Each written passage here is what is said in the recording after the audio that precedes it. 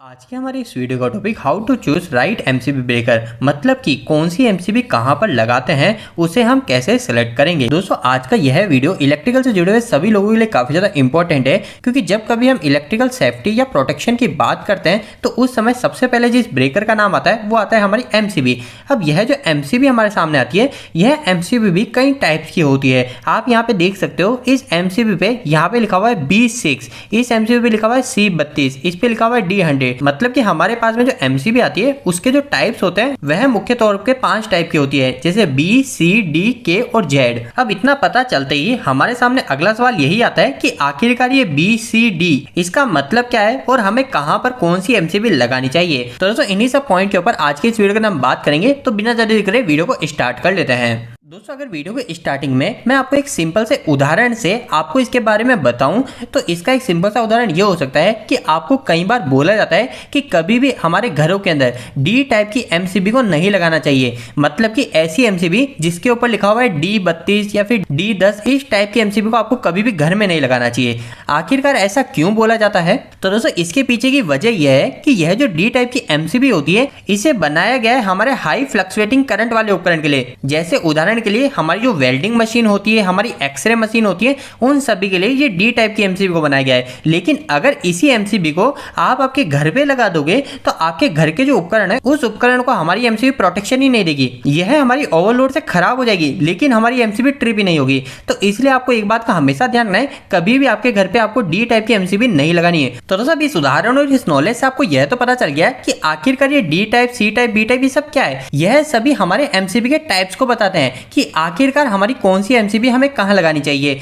अगर दोस्तों हम सबसे पहले बी टाइप की एमसीबी की बात करें तो इस एमसीबी को मुख्य तौर पे हमारे हाउस लोड के हिसाब से बनाया गया है। मतलब कि कभी भी आपको घर पे एमसीबी लगानी है तो आपको सबसे पहले बी टाइप की ही एमसीबी को सेलेक्ट करना चाहिए। अगर अभी हम यहाँ पे ये जो बी लिखा हुआ है इसकी बात करें, यह हमें क्या बताता है? तो यह हमें इस बात को बताता है कि हमारी जो भी एमसीबी है, इस एमसीबी में से जब भी इसकी रेटिंग से 3 से 5 गुना ज्यादा करंट निकलेगा तो यह एमसीबी मात्र 0.04 से लेकर 13 सेकंड के बीच में ट्रिप हो जाएगी। तो इसे आप एक उदाहरण समझ लीजिए। उदाहरण के लिए मान लीजिए आपके पास में जो एमसीबी है इस पे लिखा हुआ है B10, मतलब कि यह जो हमारी एमसीबी है ये हमारी 10 एम्पियर की है और किस टाइप की एमसीबी है? हमारे बी टाइप की है। तो अब यह जो बी टाइप लिखा है ये हमें इस बात को बताएगा कि आपने जो इस एमसीबी पे लोड जोड़ रखा है, उदाहरण के लिए मान लीजिए आपने यहाँ पे एक लोड जोड़ रखा है और यह लोड किसी भी कारणवश हमारे 10 एम्पियर ज्यादा करंट ले गया। 10 एम्पियर से कितना ज्यादा? तो उदाहरण के लिए मान लेते हैं कि हमारे इस एमसीबी के 3 से 5 गुना ज्यादा करंट ले गया, जैसे कि 10 की जगह हमारा 30 से 50 एम्पियर करंट ले गया।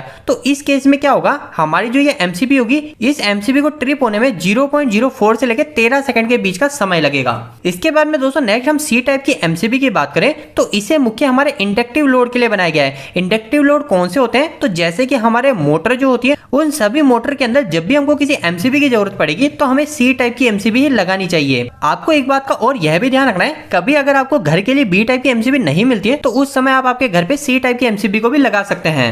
अब दोस्तों अगर हम इस सी वर्ड के बारे में समझे कि आखिर ये सी हमें क्या बताता है, तो ये हमें इस बात को बताता है कि अगर इस एमसीबी से इसकी रेटिंग से 5 से 10 गुना हायर करंट निकलेगा, उदाहरण के लिए अगर हमारी एमसीबी सी 10 एम्पियर की है, सी टाइप की 10 एम्पियर की, तो इस एमसीबी में से जब भी 50 से लेकर 100 एम्पियर करंट निकलेगा तो उस समय यह जो एमसीबी होगी, यह एमसीबी हमारी 0.04 सेकंड से लेकर 5 सेकंड के अंदर ही ट्रिप हो जाएगी। इसके बाद में दोस्तों हम डी टाइप की एमसीबी की बात करते हैं। तो इसका मैंने आपको पहले भी बताया कि ये जो डी टाइप की एमसीबी होती है इसका उपयोग हम वेल्डिंग मशीन के अंदर मुख्य तौर पे करते हैं। इसकी जो करंट ट्रिपिंग कैपेसिटी होती है वह हमारी 10 से 20 गुना होती है। मतलब कि अगर हमारी इस एमसीबी पे 10 एम्पियर D10 एम्पियर लिखा हुआ है तो इसका मतलब ये कि हमारी इस एमसीबी में से जब भी 10 से 20 गुना मतलब कि 100 से 200 एम्पियर करंट निकलेगा तो उस केस में हमारी एमसीबी ट्रिप होने में 0.04 से लेकर 3 सेकंड के बीच का समय लेगी। अब दोस्तों हम नेक्स्ट के टाइप और जेड टाइप की एमसीबी की बात करते हैं। इसके पहले हम एक और पॉइंट के ऊपर बात करते हैं। कई लोगों के मन में एक यह भी सवाल आ रहा होगा